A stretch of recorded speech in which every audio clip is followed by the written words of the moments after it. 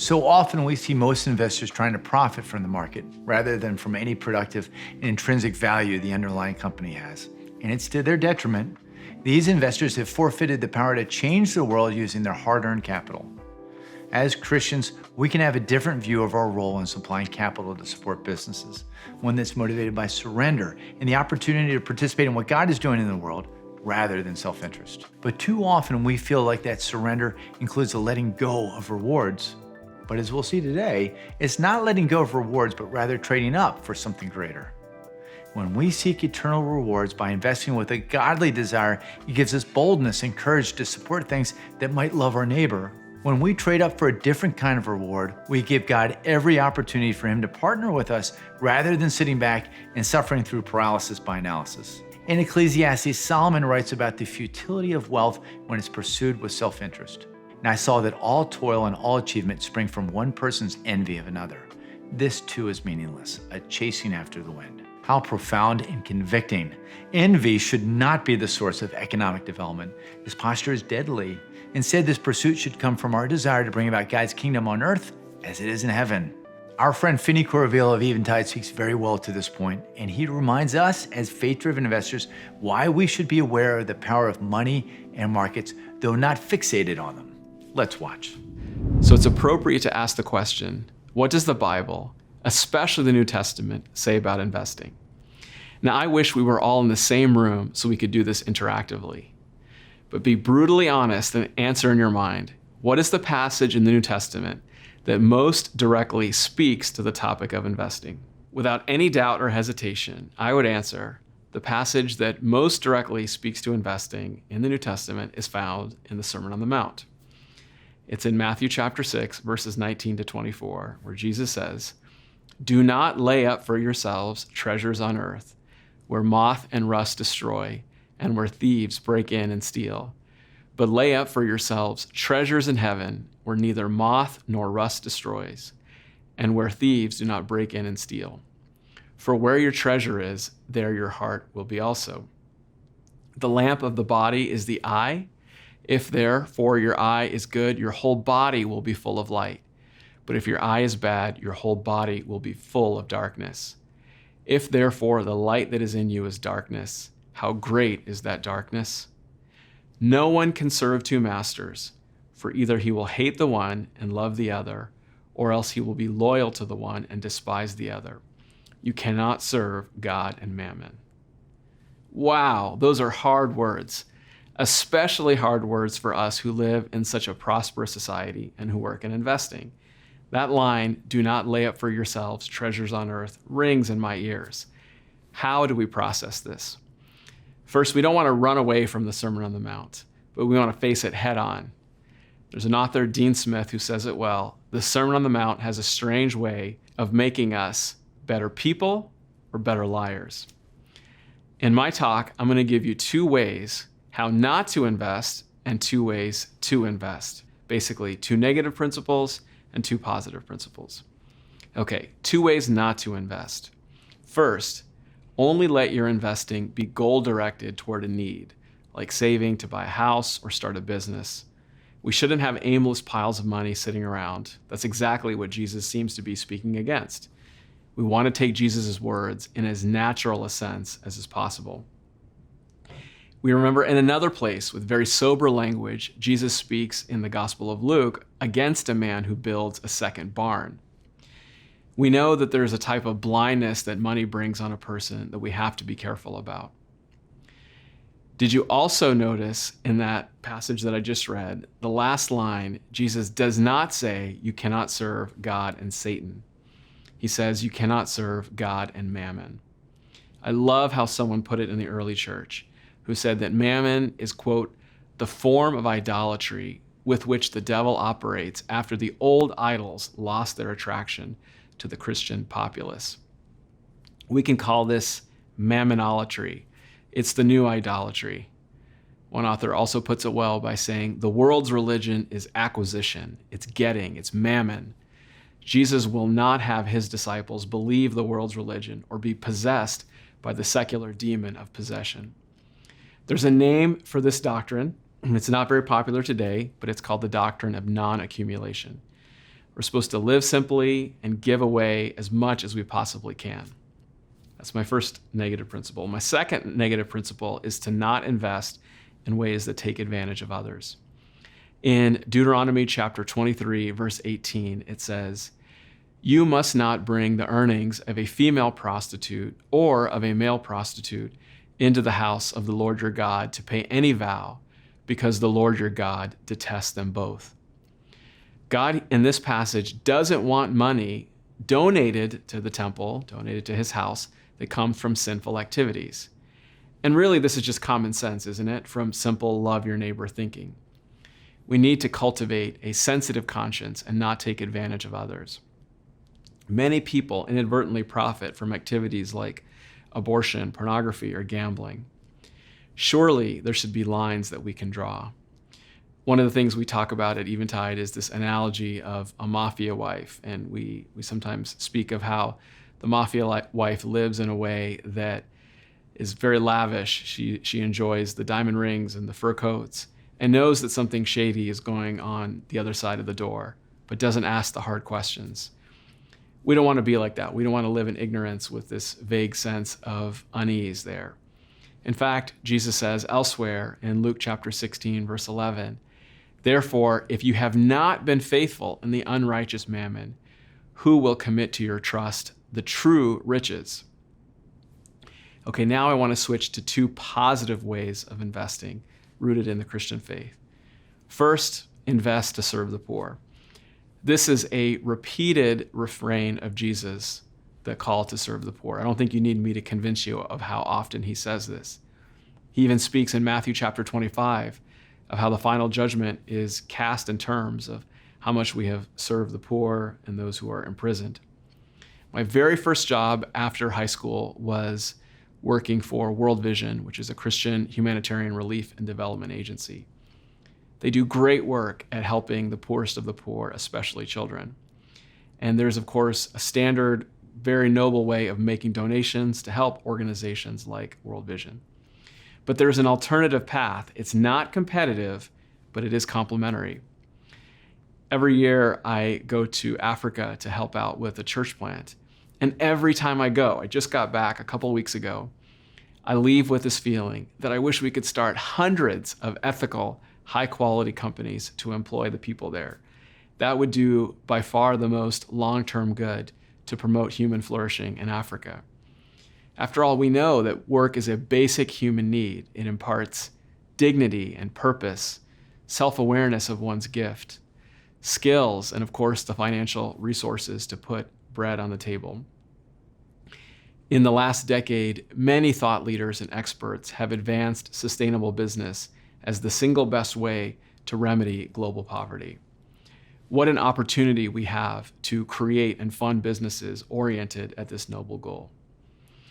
Second, I want us to remember what Jesus says here, which is he's charging us to invest for our heavenly reward. Jesus says that we are to lay up treasures in heaven. He's not just saying, don't store up treasures as an end unto itself, but he is saying to lay up treasures in heaven.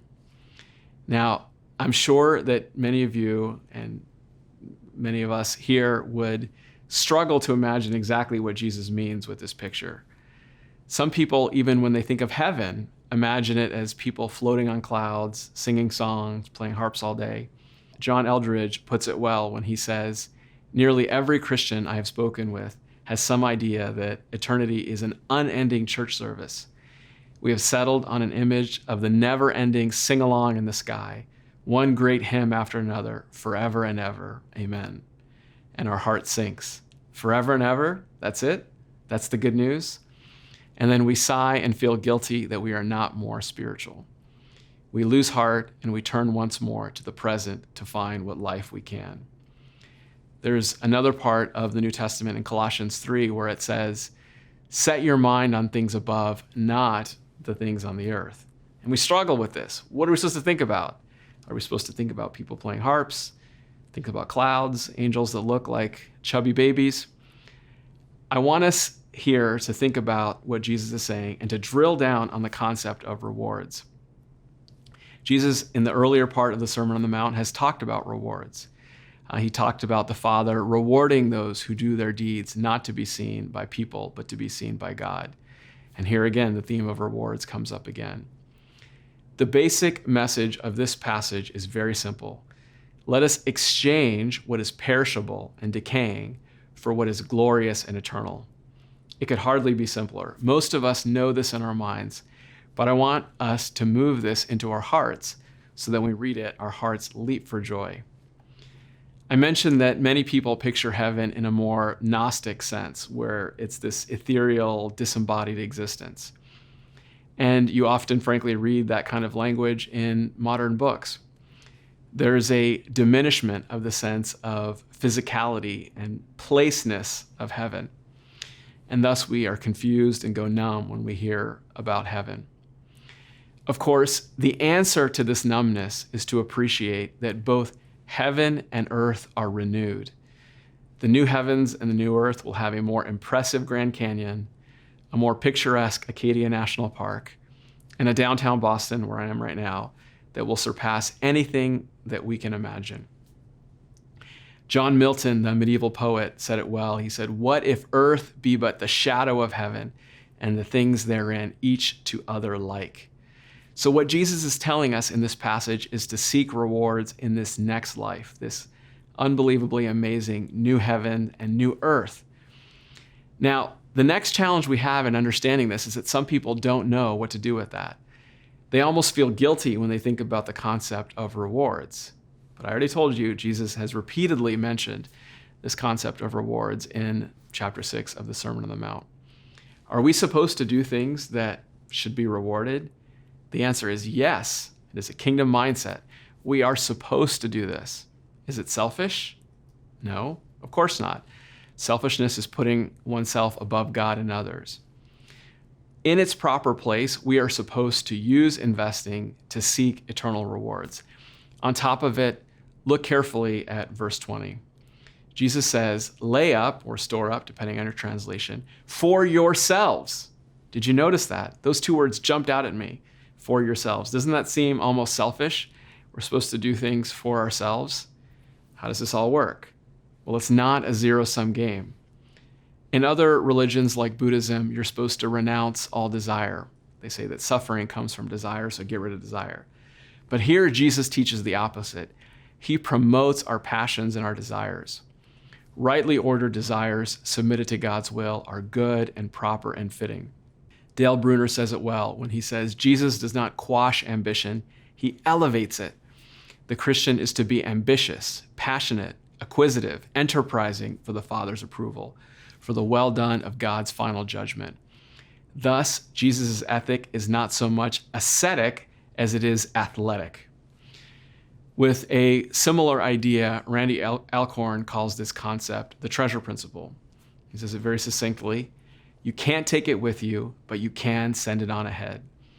I like how he says that you'll never see a hearse, the funeral cars, pulling a U-Haul. So here, what Jesus is doing is he's giving us an arbitrage opportunity. What is arbitrage? Most of you know. It's a fancy word. It's very simple. It's basically exploiting price or value differences. So if sugar costs 50 cents a pound at a store in San Diego, but you can sell it for $1 a pound at a store in Los Angeles, you back up the truck, you buy it in San Diego, you sell it in LA. And for the people in the finance world, arbitrage is like the ultimate free money. Here, what Jesus is telling us is he's giving us an arbitrage opportunity. He's saying to convert earthly mammon into eternal rewards. Many of you have played the game of Monopoly, where you buy these various properties and charge rent for it. And you do this with this fake currency, this paper money. And imagine if you were to go to the store and take some of these green dollars and pink dollars and try to buy something, say in a shoe store. Well, you'd be laughed out of the store. What Jesus is doing in this passage is he's basically telling us that earthly treasures, earthly mammon, it rots, it gets stolen, it's transient. And he's saying, convert it into something that lasts, convert it into something that's eternal and glorious. He's giving us an arbitrage opportunity. When you hold $1 the next time you take out your wallet, I want you to think of this as Monopoly money. It's something that barely has any value whatsoever except for this quick game of life that we happen to be in. Why not convert it through our giving, through our investing, into something that is eternal? There is an arbitrage opportunity that exists right now while we're alive. We can give to the poor. We can gain eternal rewards. We can invest our dollars in ways that advance the global common good. What a deal. May we in faith give and invest our worldly treasures to serve others for the sake of an unending, glorious reward. We all know that trading up is a common practice. And while the act itself is often prudent, if not savvy, we must always consider our motive behind it. Yes, we're trying to gain an advantage, but to what end? And who benefits from it? Again, Solomon writes these powerful words in Ecclesiastes. As goods increase, so do those who consume them. And what benefit are they to the owners except to feast their eyes on them? All investing makes an impact. Where you deploy your capital, how you steward the resources entrusted to you, it all matters. The question we constantly need to ask ourselves is why? Why am I investing my money in this venture? Why am I supporting this business? And even more importantly, what intrinsic and productive value am I saying yes to that will bring about God's kingdom on earth as it is in heaven? That is the influence and responsibility God has placed with us as investors. Will envy be our driving force, or will it be the nuclear energy source of God himself? Will we pursue business opportunities for our own gain or for the glory of God? Spend some time in your group talking about this session and how it relates to the journey you're on. Open yourselves up to learning from one another. Be honest with each other. What you get out of this time together will only be as enriching and life-giving as what you put into it. We'll see you next session.